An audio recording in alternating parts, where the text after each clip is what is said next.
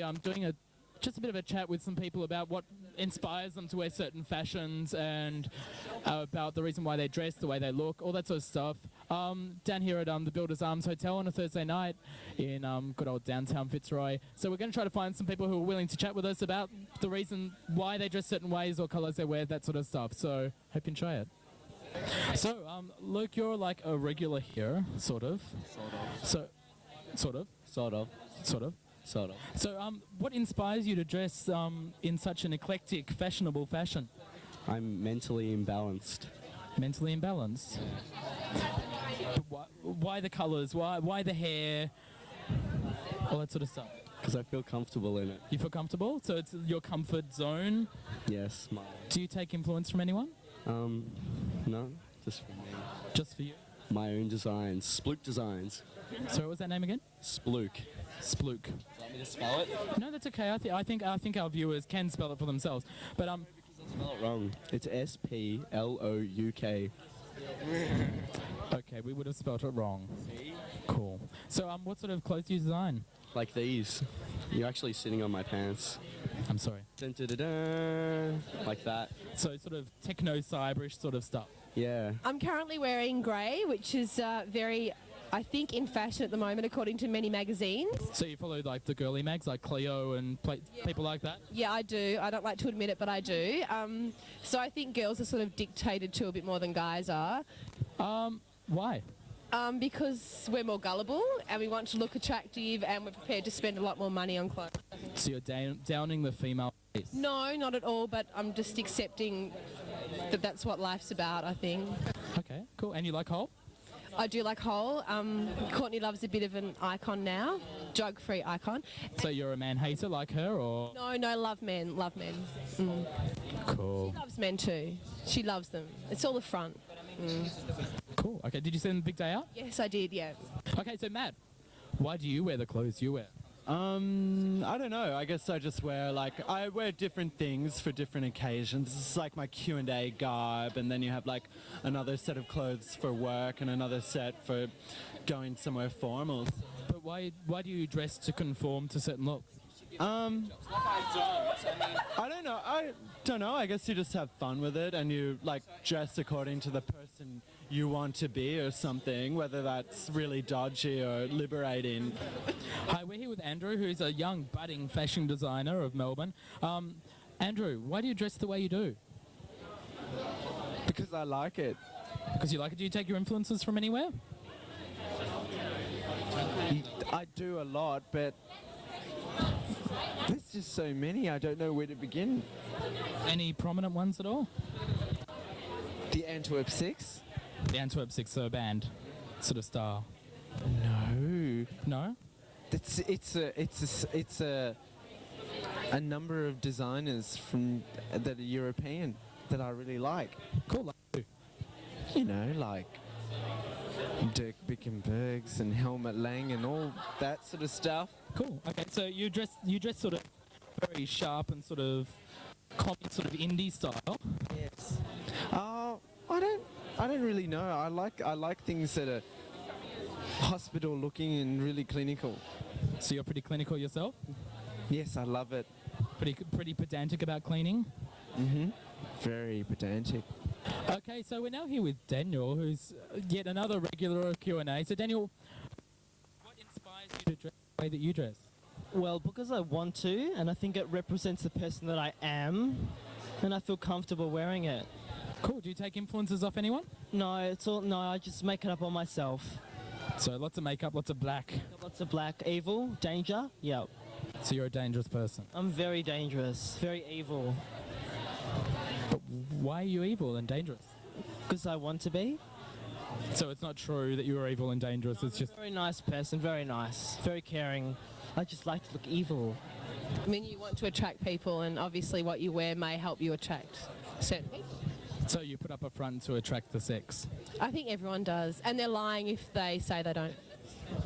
Okay, so you follow the girly mags as well, or the boy mags, or... I don't read them at all. I don't read them. I only read the horoscope. No. New Weekly, Clio, Cosmo, Woman's Day. Yeah, but they're all yours. You buy them all. Hey, I'm not ashamed to buy them, but you read them.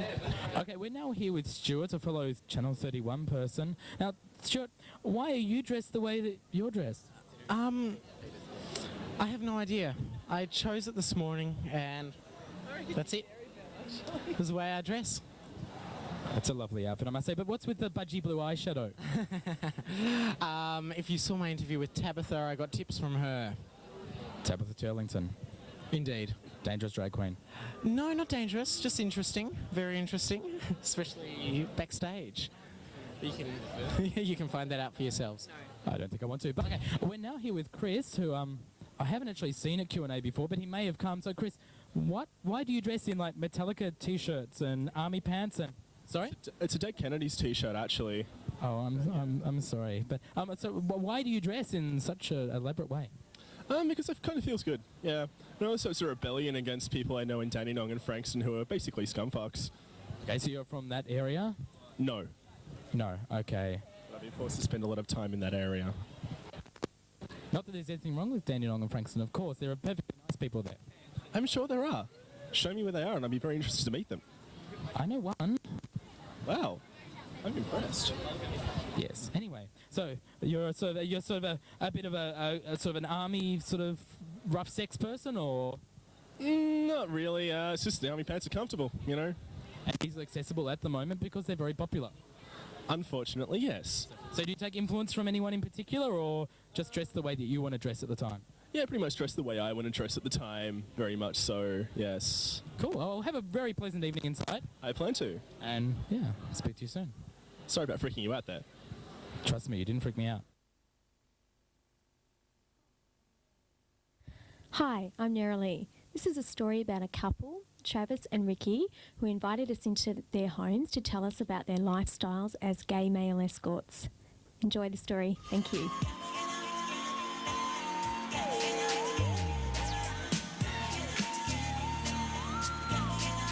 Travis, how did you both become involved in the sex industry? Well, actually myself, I actually knew a few people that were in the sex industry, and mainly for money to start off with. I actually gave it a try. A friend who was doing gay escorting went along for a couple of nights, tried it, and I actually had a couple of okay jobs and they weren't too bad. If I had had terrible jobs, I probably wouldn't have continued with it, and yeah, just went on from there. What about you, Ricky? How did you get started? I moved to Melbourne, basically needed a job really quickly, so yeah, I just opened up Yellow Pages, I found an escort agency and rang them up and got involved, and yeah, I've been working ever since, just needed the money to move into a better place in Melbourne, and yeah, went out and got it. Where did you first meet each other? We met each other at an escort agency, not the one that we're working at now, but yeah, we actually met each other through there, yeah. So how long have you both worked as male escorts? I'd say about nearly 2 years now. For the past year I've been doing it full time, and the year before that I had a regular job and used to just do it about 2 or 3 nights a week, yeah. So what about you, Ricky? Did you start around that time as well? I've been working for about a year and a half in total. Yeah. So I only just started when I went to Melbourne, and that was, yeah, I wasn't doing escorting anywhere else.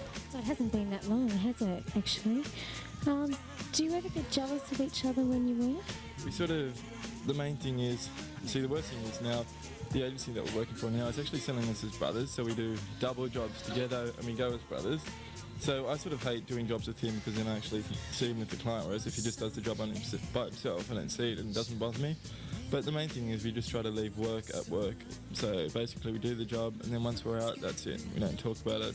We don't sort of dwell on anything that happens. We just try to sort of leave it with the client and that's it. That's the best. How did you feel when they asked you to do that as brothers? Did that feel a bit weird? Oh, definitely. We didn't want to do it at first, but Yeah, well, yet again, yeah, we got talked around. I mean, it's more money, and also, I mean, it's not too hard as long as you can basically just separate work from our actual relationship. It's not too much of a bother. So, what type of man does it take to be a male escort? I don't think there's a type of man, just a person who's able to de-roll himself and have an attitude to be able to do it. Yeah, you know, some people can switch off easier than others. You have to be able to do that. Sort of when you're in the job, you sort of tend to switch off, and then when you get out, you just sort of, then you need to be able to just put it out of your head. And put themselves into the role, and then de-roll themselves, and when they're gone, they don't sort of dwell on it after it. They just sort of put it back their head and forget about the job and move on. How important is your appearance as a male escort? Definitely, it's important. Actually, as gay escorts, all the bosses of the agencies basically tell you to have a straight appearance, even though you're a gay escort. They don't want you looking gay or camp-like. Because, well, a lot of the clients sort of want you to basically have a sort of straight look about you, but yeah, obviously looks are important, yeah. Is that because you've got to be unnoticeable when you come to the door and things like that? But then also, a lot of the clients aren't sort of comfortable. A lot of the clients are actually like in the closet. They might be married. They're sort of not really comfortable with the whole gay thing themselves, but they're curious, a lot of the clients. So the straighter you look, the more comfortable they sort of feel with the whole situation. How do you keep your relationship special between the both of you? Well, like actually in the job, there's certain things that we basically won't do with the client, so we actually like sort of keep things sacred between us, like we won't kiss on the lips, and there's certain other things that we basically won't do with the client, so it's basically just kept for us, yeah. So do either of you ever tell anyone what you do for a living? Yes, and he's more open with people more than I am. I used to sort of basically have certain friends that knew about it and others that didn't. I get asked, I'll tell. I'm a family name, and basically anyone who's my friend will know. I don't bother hiding it. So, yeah. How did your family find out? I told them that's what I was doing for a job, so I just said, oh, well, I'm escorting. And they preferred me to get out of it, which I will be doing in the near future, but yeah, they handled it sort of right. By you mean they didn't take it too well? Did they? What did they say? It's basically a parent's attitude. You know, if they find out their son's escorting, your parents don't want their son to grow up to be an escort. They want to grow up to be a doctor or a lawyer or something like that. You know, you tell them that you're gay, and that's a big enough shock. And then you tell them you're an escort, you know, it hits them twice. So their reaction is, well, don't do that. Please don't do that. Find another job. But no, they knew I wasn't going to find another job, so they don't talk about it. They just, talk about other things and leave the job alone. Just forget about it. Have you ever felt threatened or scared when you've been working, either of you? See, working with an agency is a lot different than if you're a street worker, because there's a lot more security working with an agency. We have drivers, and basically we're calling in when we get to a job. We call out at a certain time, so it's all pretty safe that way.